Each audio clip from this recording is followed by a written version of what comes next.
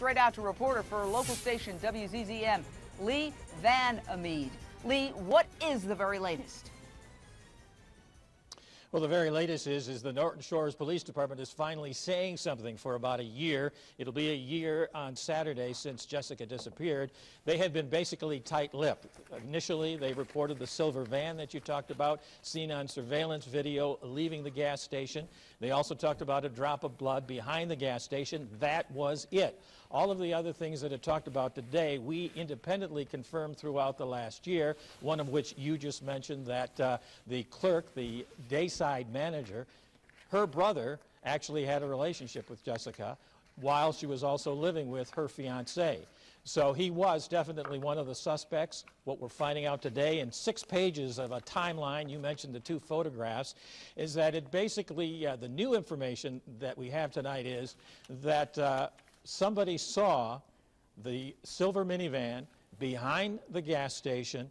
Somebody got out of that minivan, opened up the back of it, rearranged something, quickly closed it, jumped into the car, and then left the scene. And the people that saw that were actually the station manager and her husband. And again, this station manager's brother, who we're not naming, but according to local reports, his family's like, yeah, the cops were harassing this brother of the manager / witness, and that they kept calling him in and questioning him. Now, I don't know who this is. Who is? We just saw a picture of a man with a beard and with Jessica, and that's the fiance, who is different than the ex-boyfriend. Okay, so there's a fiance, this guy with a beard who we've had on our show before, and then there's this other guy that she dated and she dumped. Now, just stand by, Lee, because we don't want you to go anywhere, but let's go through the timeline.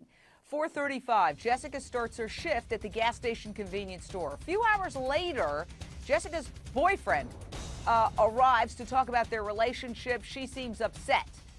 A female friend then visits Jessica. She notices a man in a silver minivan being especially friendly with Jessica outside the gas pumps. 10:55, a customer enters, sees nothing wrong, business as usual. Jessica's there. But then about 5 minutes later, the store manager and her husband ride by on their motorcycles. They see this suspicious minivan parked with the lights off behind the store, and they pull over and watch until he drives away. Minutes later, several surveillance videos, and we're going to show you those videos, show the minivan driving down a nearby road. And then what happens is at about 11:10, a customer arrives, sees nobody in the store, calls 911, cops arrive 15 minutes later. Now let's go into the lion's den. Lisa Lockwood, one of the nation's top investigators, author of Undercover Angel. I want to hold up here a square in my hand. This is the amount of blood that authorities found right outside the back door on the concrete below, and they tested it and they determined that indeed it was Jessica's blood. So you dovetail that with the guy in the minivan first showing up, making nice with her, then coming back later and parking in the back, turning off his lights, and then lickety-split fiddling with the back of his hatchback. Do the math. Certainly not a good sign, having blood on the scene. The way that store was set up as well, leaving her money behind, her purse behind, her jacket behind. The garbage can was set by the door. She wasn't expecting anybody. The door was shut when the witnesses said that we didn't see anybody. The door was shut. We saw somebody rearranging something in the trunk of the vehicle, and off they went. Unfortunately, they didn't get a license plate, but what police were able to do, and I'm not sure if they did it at that time without a license plate, is put out what's called a state police emergency radio network transmission saying we're looking for this silver town and country vehicle. We don't know the tag, but we do have a description of the driver. At the very least, that would have been extremely helpful.